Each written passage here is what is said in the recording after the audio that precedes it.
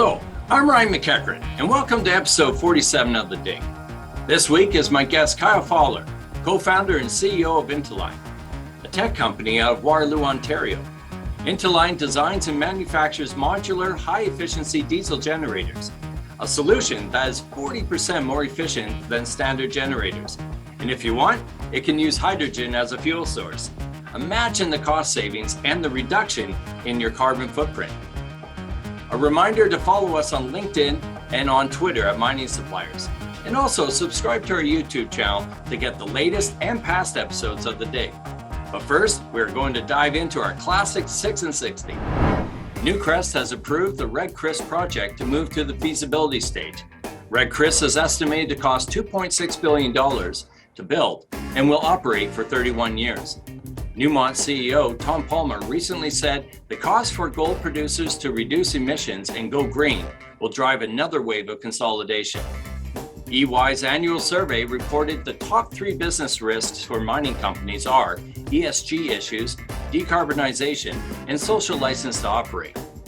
The protests have ended at the Atacape copper mine due to Glencore agreeing to meet with the local Peruvian community.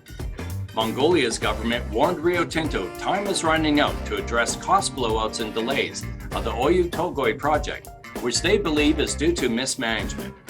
And finally, BHP stated they would consider operating in the developing countries that are politically volatile to gain access to the best copper and nickel deposits. And that is our 6 and 60. With the push for companies to lower their carbon footprint, an easy target is your source of power generation. What if you could swap out your existing diesel generators with a modular system that can significantly reduce your diesel consumption? A system that easily transitions to another clean energy source, such as hydrogen. Let's hear more from Kyle at Interline. Hi, Kyle. Welcome to The Dig. Thanks, Ryan. Glad to be here. So tell us a little bit about Interline and the whole solution that you're providing. Yeah, absolutely. So we make ultra efficient power generators that run on virtually any fuel type. So it is a combustion engine. It's designed to make electricity from a combustible fuel in the most efficient way possible. It's our own unique architecture, and we can do some pretty unique things with that architecture. So we can actually run this generator on full hydrogen, making it a complete zero emission solution, but it's flexible enough to also run with diesel, natural gas, any of your traditional fossil fuel types. So, fuel cells, hydrogen, that's a very hot topic in this industry today. Everybody's trying to go to zero emissions. But if you were to implement fuel cell technology, for example, it's a very big step because you have to essentially put in all the infrastructure to support that as well. With something like our generators, it sort of eases that transition period where it's ready to accept hydrogen, it's ready to accept all the fuels of the future, but it's also ready to help you use 40% less fuel today with diesel and all the traditional fuel types. Wow. Okay. So that's a huge step right there. So without even changing your fuel type, you're taking significant savings here with just utilizing your generator. Yeah, absolutely. So exactly like you mentioned, if you think of it just as a straight diesel generator, it is up to 40% lower fuel consumption just from our completely new architecture design. And then, the extra trick about it is when you want to switch to a different fuel type, you don't need to change the hardware. You don't need to reinvest in new technology.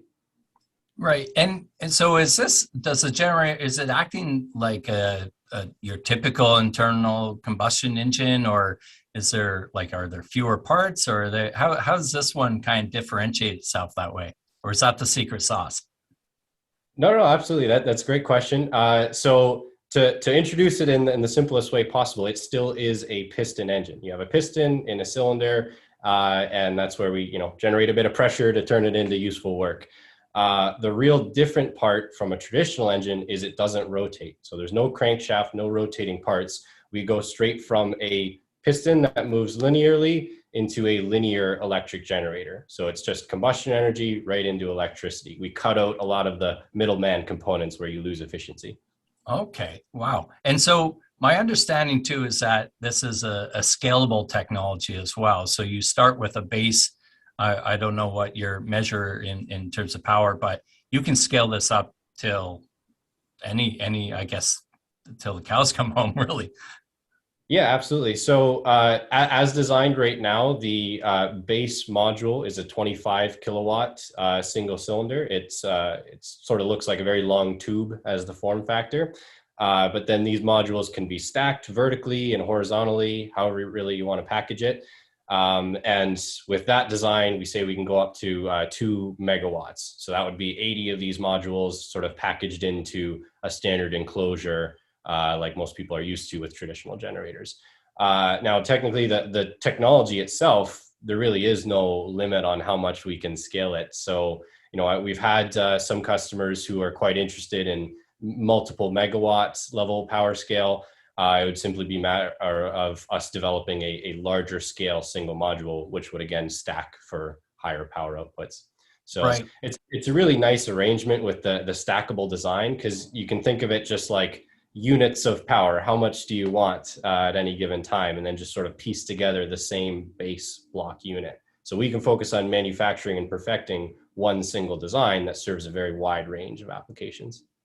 Oh, impressive. And so I'm always fascinated with the story of how these, companies are started. So how did this technology even come about? Yeah, absolutely. So as with sort of any startup, it's a bit of a haphazard route and lots of lessons learned along the way. So about 3-4 years ago, we actually started working on cryocooler technologies. It was meant to enable superconducting applications to reach widespread commercial use. So part of that journey, we were developing our own affordable cryocooler, so a machine that can cool to negative 200 degrees Celsius and below. Um, and unfortunately, and the push to commercialize these applications, most of them were lab-based. There weren't a whole lot of customers in that space. So around the end of 2019, we were left with a lovely cryocooler with a linear compressor. So it's an oil-free compressor, very low friction, and it's just meant to compress the working fluid of that machine. Lovely product, no customers. And then we came across a much better problem in the space of industrial generators, where we realized how 100 years of development and we're still only pushing 30-40% thermal efficiency with these things. It's horrible. So 60-70% of fuel used is just wasted and turned into heat energy. And that's where the click happened. As a base technology, we kind of realized how this could be a excellent engine, something that could effectively match the load and carry with it additional benefits, such as the multi-fuel operation. So we started chatting with some customers in the mining space. It started to get some really good reception. People were very interested in that kind of concept. So we developed it further, created our prototype in-house engine, and yeah, just continuing to get more and more great customer interest. So we really feel like we're in the right spot now. Oh, excellent. And, only 3 to 4 years ago to have a commercialized product, that's pretty impressive. So you're at that stage where you can, are you, I guess, are you waiting to kind of, it sounded like you're ready to just implement something in the megawatt range now. Is that, me hearing you Actually, so right? we're still pretty early with the development. We've got our in-house prototype demonstrator of the technology. And the stage that we're at now is we're actually starting to take on some early pilot test customers. So we really want to prove out this technology in a good range of applications, different environments, really ensure that we've seen all the different scenarios and can make sure it's reliable before jumping to mass production. So we're working with a couple pilot customers already. One that develops mining vehicles. We're working on it as a sort of hybrid powertrain. So essentially this creates the electricity to drive a electric powertrain on this vehicle. Another company is actually in the energy sector. They do natural gas and propane pipelines. So a bit of a different space than mining, but still a good use case for industrial generator. So we still have some slots available in the pilot program. We're actively looking for more interesting customer applications where we can really test the limits of this technology. Well, and And sounds like you've got an amazing, business case for it or value proposition, 40% efficiency, and then with the option to convert to a future alternative, more clean energy source. It makes for an exciting opportunity. So how do people get in touch with you, Kyle? Yep. So definitely check out our website. You can learn a little bit more about the technology there. We have a great product video that really shows you the internal workings of the engine rather than me waving my hands around and telling you about it. So definitely encourage people to check that out. You can reach out to us directly through the website. As well, recently we've launched our pre-order page. So for customers who are interested in the technology, perhaps not quite ready to test it in the pilot stage, definitely check out the pre-orders. It's a way to secure some allotment of production units when we get to that stage. You'll also find some more information on the pilot program there as well. And definitely, if anybody's interested, reach out to us directly. We're happy to discuss the application. We're always excited to learn about more use cases.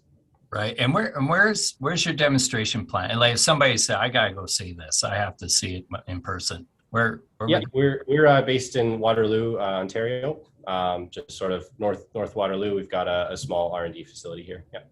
Okay. Well, that's an interesting location to have anyways. Waterloo's well known, and to have cutting edge technology like yourselves, I'm not surprised that came out of there.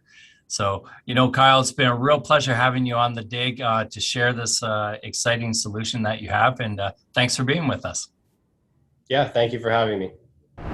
That's it for this week's episode. I'd like to thank our special guest, Kyle Fowler from Interline. And remember, you can follow us on Twitter at Mining Suppliers and LinkedIn. And subscribe to our YouTube channel to get instant access to all our episodes of The Dig. Thanks for joining us. Until next time, I'm Ryan McEachern. Take care and stay safe.